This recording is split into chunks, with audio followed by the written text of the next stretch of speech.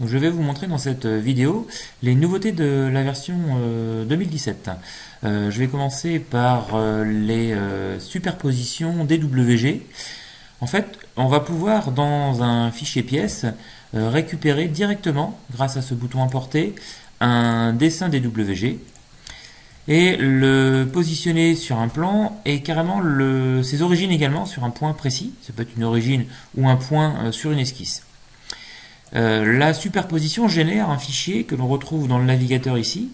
Donc c'est la superposition DWG qui apparaît ici à l'écran.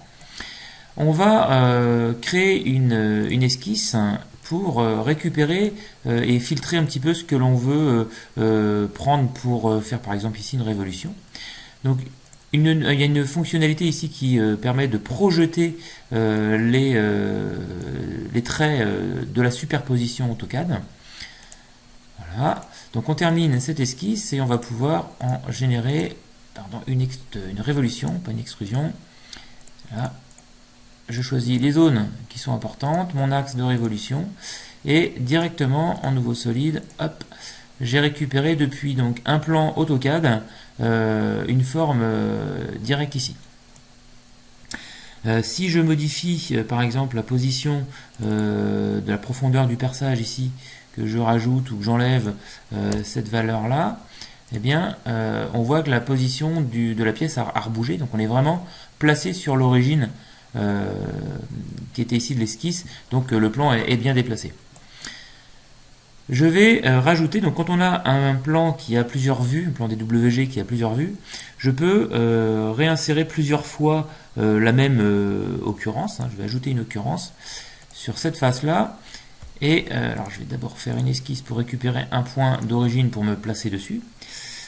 Hop, et j'ajoute une occurrence sur cette face là et je m'accroche sur l'origine. Ok, donc ce message nous indique en fait qu'il a créé une superposition DWG.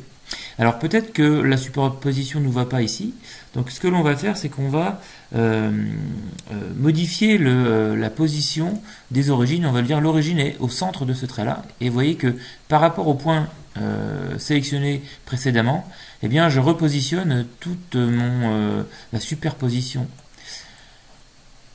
Je crée une nouvelle esquisse, je projette uniquement la géométrie qui m'intéresse. Voilà. Ce qui me permet de... alors je vais cacher également cette superposition qui peut m'embêter visuellement, afin de me permettre une sélection beaucoup plus facile. Voilà, je vais lui dire qu'on a une cavité à travers tout. Voilà, et on va finir la pièce, histoire de dire qu'on a rajouté un réseau. Voilà. Donc on peut comme ça récupérer des plans très facilement depuis AutoCAD. Alors je ne vous le montre pas dans cette démonstration, mais si le plan AutoCAD est modifié, eh bien on a une mise à jour ici au niveau de la pièce qui va s'effectuer également. On peut, alors avec cette technologie-là, on peut également se servir de cette superposition des WG pour, par exemple, importer un environnement. Je vais récupérer un plan d'implantation de mon ensemble sur ce plan-là. Voilà, ici.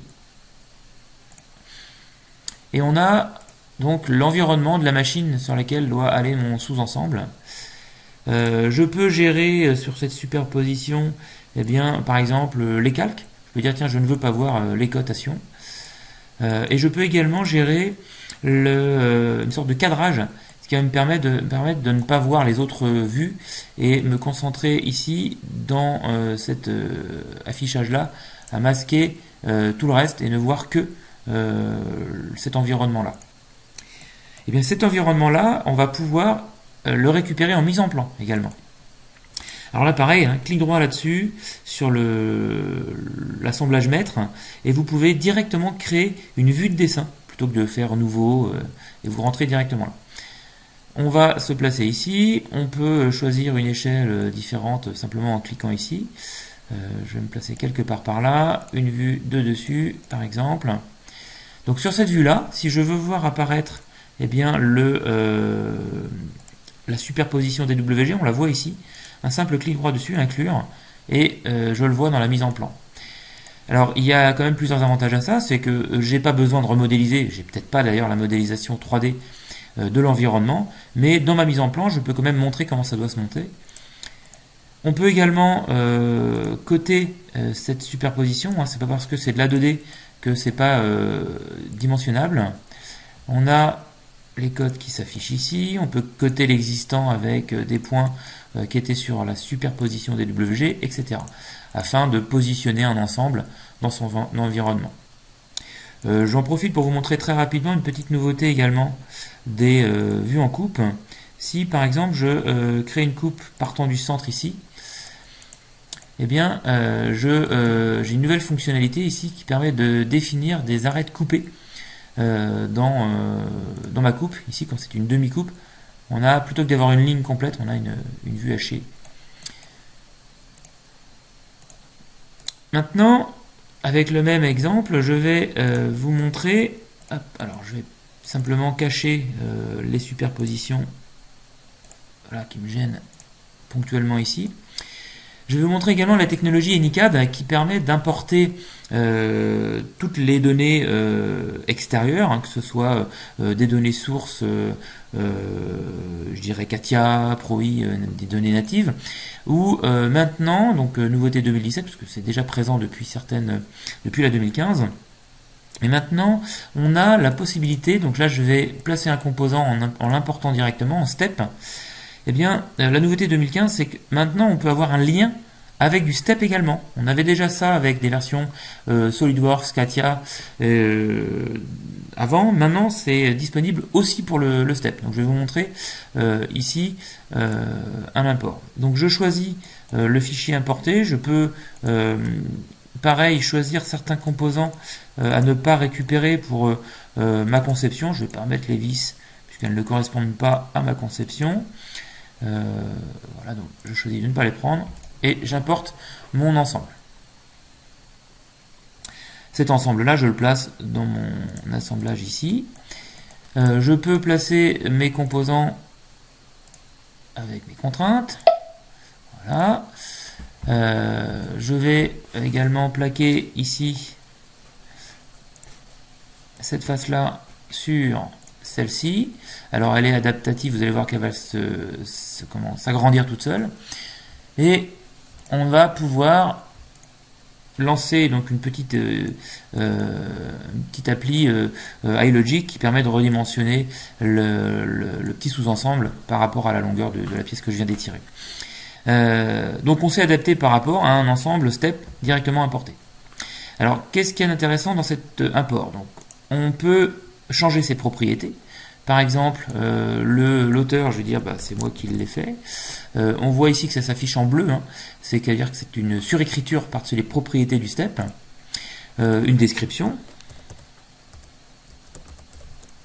Voilà. Donc je peux réécrire différentes informations. Et à tout moment, eh bien, on peut mettre à jour ce step. C'est-à-dire que, alors là, je vais simuler finalement avec un fichier zip la récupération de la mise à jour de ce step. Donc je réécrase en fait le step d'origine que j'ai importé pour vous montrer qu'il y a bien un lien. Donc ici, vous voyez, il y a le petit éclair qui s'affiche. Donc on va cliquer dessus et automatiquement le step importé va se mettre à jour, garder les vis non choisies. Donc en fait, on garde les options d'import. Il ne me reste plus qu'à valider moi mon adaptation de mon sous-ensemble, mais mon step est vraiment en lien direct. Qu'est-ce qu'il en est des propriétés? Eh bien, dans ces propriétés, je vais voir par exemple que on a conservé mes propriétés, donc on a un mappage de propriétés qui est gardé, et si vraiment je souhaite remettre l'ancienne propriété, je peux faire un clic droit et valeur à partir de la source. Vous voyez qu'on revient avec les sources du step.